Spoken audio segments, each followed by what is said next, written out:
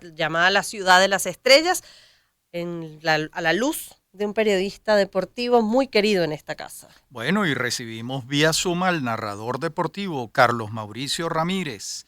Un gusto saludarte, Carlos Mauricio. Bienvenido. ¿Ustedes están seguros que tienen a la persona correcta? ¿Están Bueno, seguros? eso lo vamos a probar ahora, Carlos. Te digo, yo creo que se confundieron de Ramírez y quisieron llamar a Edgar Ramírez. Está bien, Está está bien. bien. Va. Sí, mira, un primer planteamiento. California es el estado de los Estados Unidos con mayor cantidad de inmigrantes. El 27% de la población no nació en el estado de California. Y en el resto del país es el 12%, ¿no? Eso tú lo notas allá en la calle. Absolutamente, absolutamente, Rafael. Ustedes como saben, yo vivo en el norte de California, en el área de la Bahía, pero frecuento Los Ángeles con bastante asiduidad por trabajo sobre todo. Y sí, es un estado, bueno, es el único estado de la nación en el que el idioma predominante es el español o el castellano. Ja, De los 50 estados de Estados Unidos, es el primer estado en donde se habla más español que inglés. Incluso Y más que eso en la tiene que ver, Florida, más que en la Florida. sí, Wow. sí, por el volumen de gente que hay en California, por la cercanía que hay con... en la Florida se habla mucho español en la parte sur del estado, pero en la parte norte del estado no es tan predominante la inmigración latina. En cambio, en California, esa inmigración ha proliferado o sea, se ha extendido desde el sur del estado, en San Diego, por ejemplo, que es una ciudad fronteriza con Tijuana, y desde ahí hacia arriba, ¿no? Todo lo que es Los Ángeles, luego el Valle Central de Bakersfield, por ejemplo, Fresno, hasta más arriba, el área de la Bahía.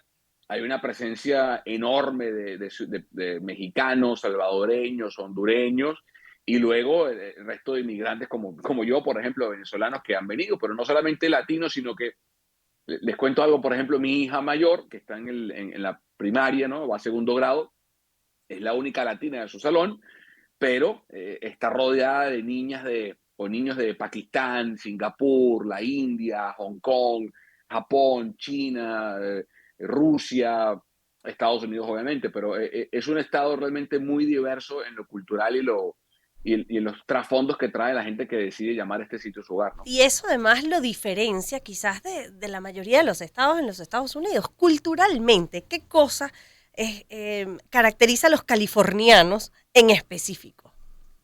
Bueno, qué buena pregunta, Lila. Fíjate, cuando uno va, ahorita que Rafa mencionaba Florida, ¿no? Florida uno aterriza en Miami, por ejemplo, que es el gran hub del estado, y de inmediato sientes que llegaste a Sudamérica o a Latinoamérica, ¿no? La comida, los olores, el idioma, los restaurantes.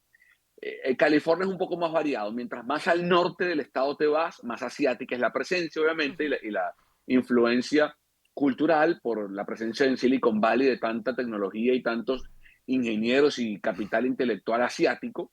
Mientras más al sur de California estás, es más mexicano, ¿no? Entonces, la comida mexicana es extraordinaria, la cantidad de gente que de ese país decide llamar su hogar acá en California es evidente. Y hay una sensación, Lila, de que el inmigrante o que la gente que vive en este estado es muy abierta al inmigrante porque somos tantos los inmigrantes. Entonces hay Claro, una paciencia diferente, hay claro. un ritmo distinto que también viene determinado por el clima, ¿no? Vivir en California es muy costoso, entre otras cosas porque el clima es tan privilegiado. Los veranos no son intensos, los inviernos no son crueles. Mm. Y eso hace que vivir acá sea realmente un privilegio. El que quiere esquiar puede ir en invierno a Big Bear, que está más hacia el sur del estado, o más al norte a Lake Tahoe. El que quiere playa, pues tiene costa pacífica todo el año, ¿no? Y Ujú. playas tan hermosas como las que hay en San Diego o como las que hay en Malibu, por ejemplo, en Los Ángeles, ya que estamos hablando de Los Ángeles. Entonces, hay realmente una biodiversidad, aparte fantástica, como también una diversidad de flora y fauna que hace de este estado realmente un paraíso, ¿no? Ahora, eso que preguntaba Lila antes, ¿cómo puede verse? Yo recuerdo en San Francisco la comida tiene muchísima influencia asiática. Uh -huh. Incluso es una mezcla de comida norteamericana con especies asiáticas, ¿no? Sin duda, Rafa. Bueno, sin ir muy lejos, anoche mi esposa y yo con dos parejas más de amigos, una pareja hondureña y una pareja mexicana, fuimos a celebrar el Día de los Enamorados y fuimos a un restaurante Es una mezcla de lo que es un típico grill coreano, Ujú. pero con influencias japonesas. O sea que ya llega el punto en el que la misma cocina asiática se funde entre sí, ¿no? Mi restaurante favorito acá en la Bahía es un restaurante vietnamita que prepara una sopa específica de Vietnam que se llama el pho, que se escribe Sí. P-H-O. Es Y una que no es sopa nada deliciosa. fo, es deliciosa. Nada, para nada, fue una sopa exquisita. Entonces, y luego hay las fusiones, ¿no? Entonces, de repente es muy curioso porque te encuentras, por ejemplo, aquí hay dos restaurantes venezolanos en la Bahía, pero las personas que cocinan son mexicanas. Entonces, el sabor termina siendo la receta venezolana, pero con un sabor mexicano. Entonces, Pero, Bueno, terminas, mira, encont sí, terminas encontrando una una gama mezcla, sí. de sabores y olores muy particulares. Carlos Mauricio, pero además los californianos son relajados y hay dos aspectos que, bueno, el primero por curiosidad, es verdad que todo el mundo anda en cholas en Los Ángeles y por otra parte hablas de esa biodiversidad y además de la diversidad geográfica, pero también es un estado que ha sido particularmente azotado por cambios, por el cambio climático, las sequías Sí. extremas, esos incendios Mm. voraces que devastan casi que la mitad del estado. Y de allí quizás se explica que también hay una conciencia ecológica. O sea, todo el mundo en California es verde, es vegano, anda en cholas. Mira, es un estereotipo Mm. fundado, ¿no? A ver, de pronto yo aquí un poco más al norte se ve menos, pero o sea, yo viví también en San Diego un par de años y, y es cierto, o sea, el clima es mucho más benévolo del sur del estado y pareciera que la gente vive en un verano perpetuo, ¿no? Pero sí, abundan, Lila, las personas que están en el día a día en bermudas, en sandalias, en franelas, en camisas manga cortas y afloradas, ¿no? Pareciera que hace una extensión de Hawái en momentos Sí, del año.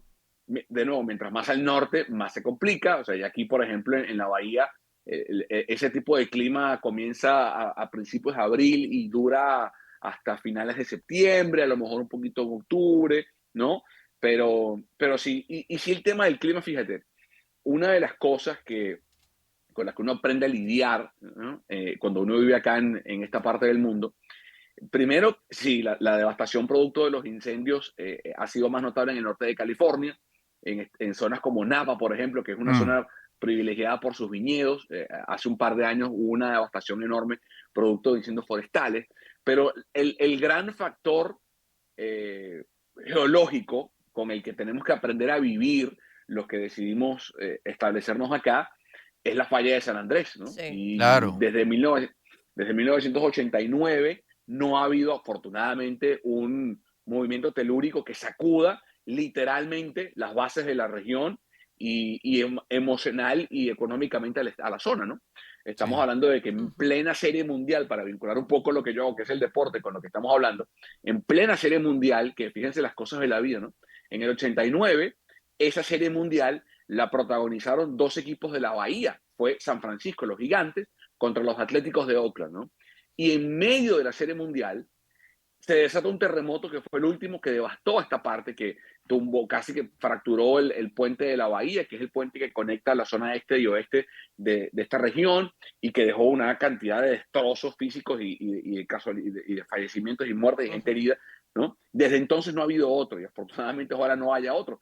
Pero lo que uno aprende a vivir, ¿no? Es que permanentemente hay microtemblores, ¿no? Micromovimientos telúricos y uno tiene que, desde entrada, por ejemplo, mi hija todas las semanas o todos los meses hacen ensayos para Simulacro. practicar, para que Sí, estén, simulacros, exacto, simulacros, Rafa, para que estén preparados por si acaso hay un terremoto grande, ¿no? vale. Y en todas las tiendas importantes te venden los kits de seguridad para estar preparados para un terremoto. Bueno, Carlos Mauricio, ha sido un gusto inmenso volver a conversar contigo, pero además que nos hicieras este recorrido por algunas de las ciudades más importantes de California, hablando justamente de ciudades cosmopolitas, ese crisol de culturas que se puede encontrar, imagino yo que en una acera confluyendo distintas nacionalidades y cómo enriquece eso una ciudad y una Y, sociedad.